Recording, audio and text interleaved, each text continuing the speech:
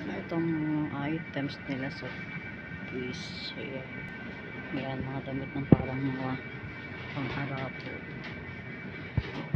Ayan ang mga items nila sa twist. Magaganda naman po guys ang items ng mga twist. Ayan ang mga pang-fashion sa twist. Ang ganyang style. Ang ganyang hikaw. Ayan ang lalaki.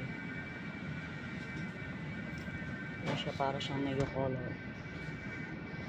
Tapos ito, ang kanilang mga jacket. Ayan, meron pa siyang kasama mga bag.